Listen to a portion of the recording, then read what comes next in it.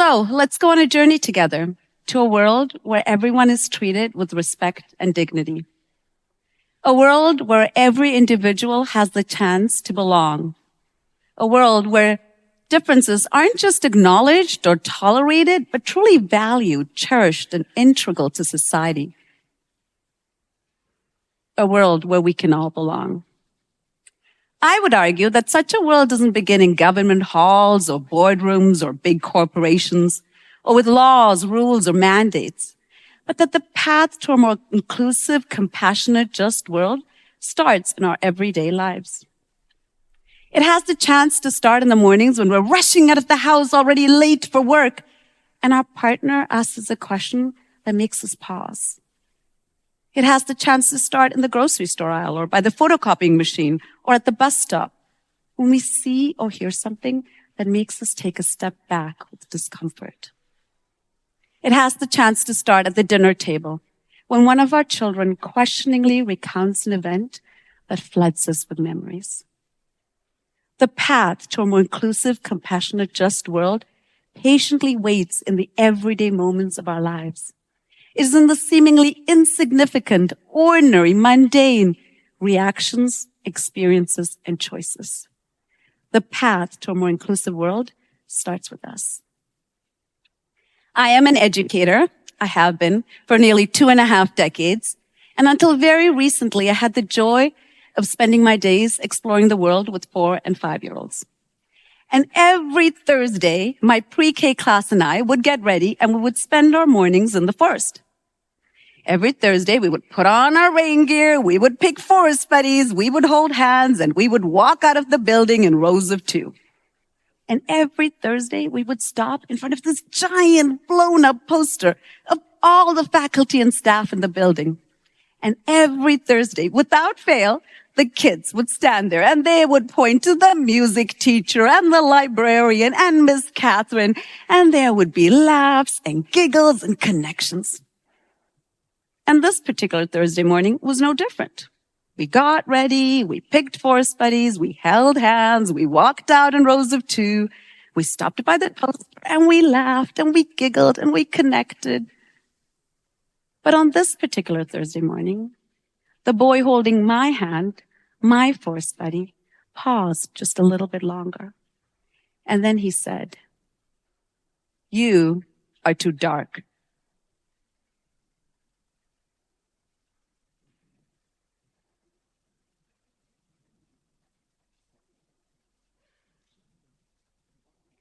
I tried to nudge him along gently, but he yanked my hand back with a sense of urgency and he insisted, No, look! You are too dark. I had not expected to hear a comment about my skin color that morning. It felt a little like I'd been at a really fun birthday party and then out of nowhere someone had punched me in the gut. I wanted to say, well, maybe you're just too light. You can't say things like that, you racist little brat. But luckily, I said nothing at all. My attention was needed elsewhere, and so I focused on getting my class out of the school building, across the street, and into the forest.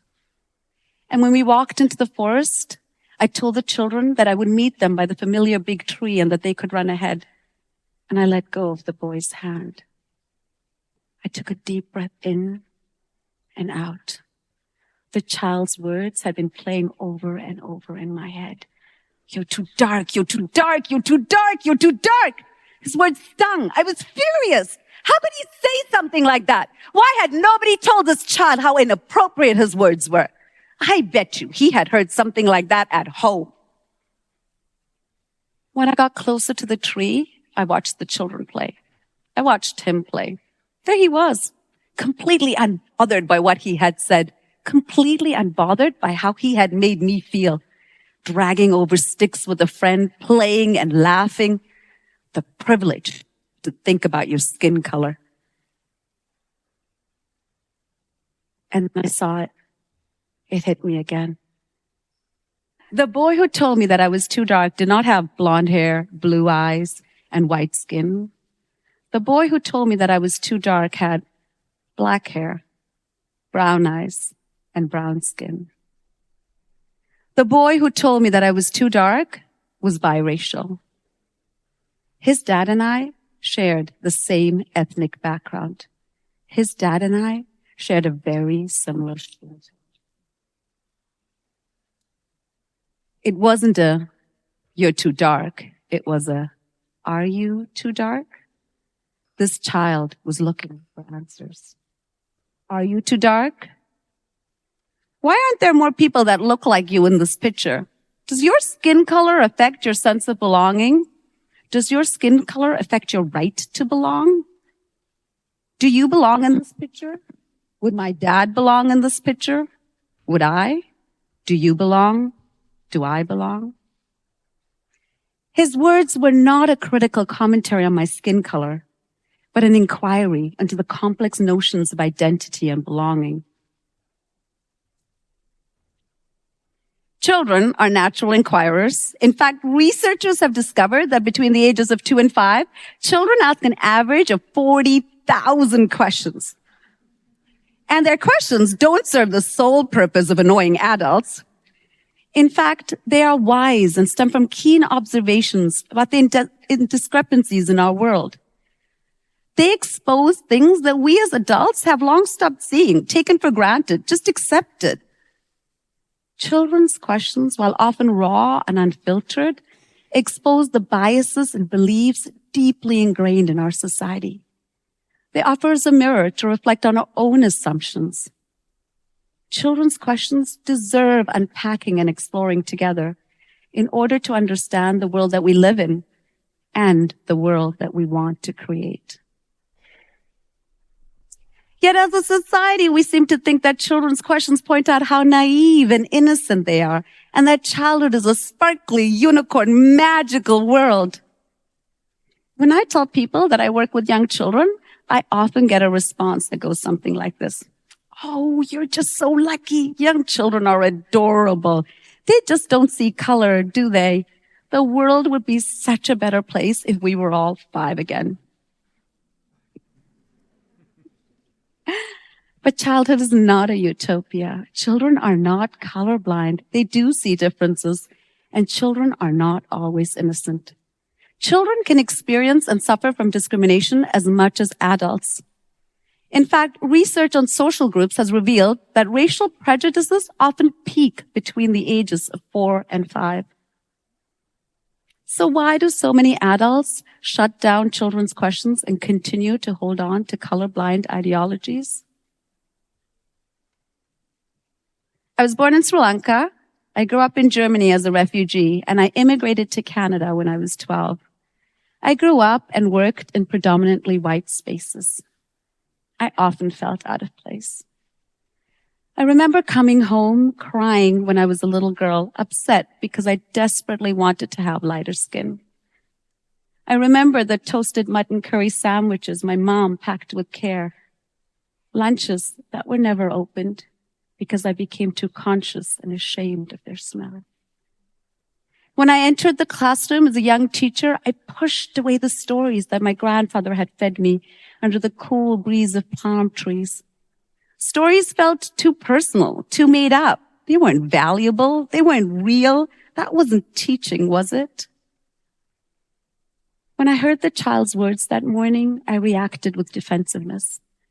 I too had wondered many times if I was too dark, too immigrant, too funny-smelling lunches, too much a lover of stories. Hearing the words confirmed my fears. I did not belong. I'd been exposed. The kid was right. My anger came from a place of fear, self-doubt, and shame created by experiences and years of othering.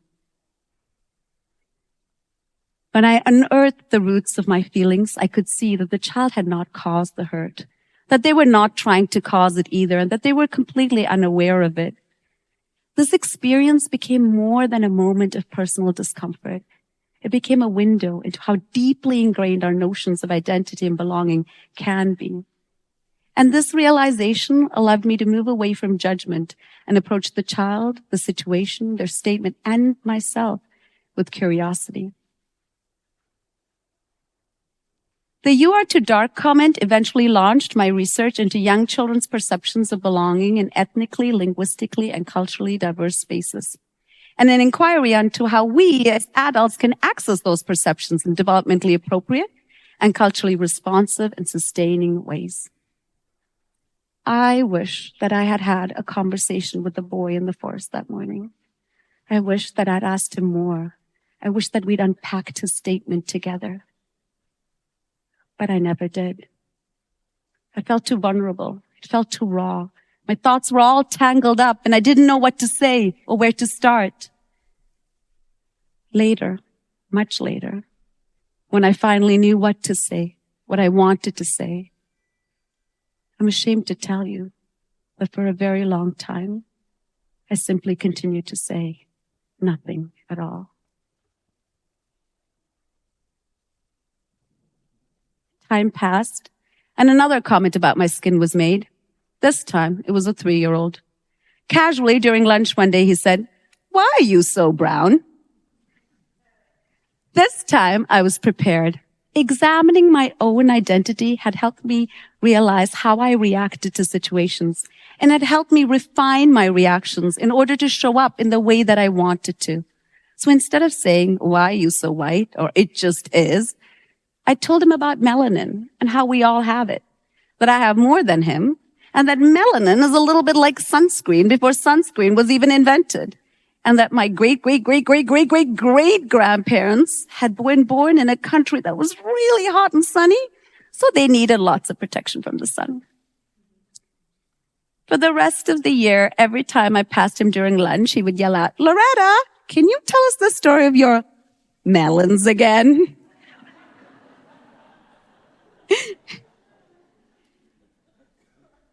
When children make a comment, we have a choice. We can choose to shut down the conversation, guilt, or shame, or we can choose to encourage curiosity and help find connections across differences. We can choose to leave children on their own to form ideas based on society's messages, or we can encourage dialogue, critical thinking, and connection. What do you do when you hear a comment that could be construed as racist? What would you like to do? And if the answer to those two questions is not the same, I want to ask you why.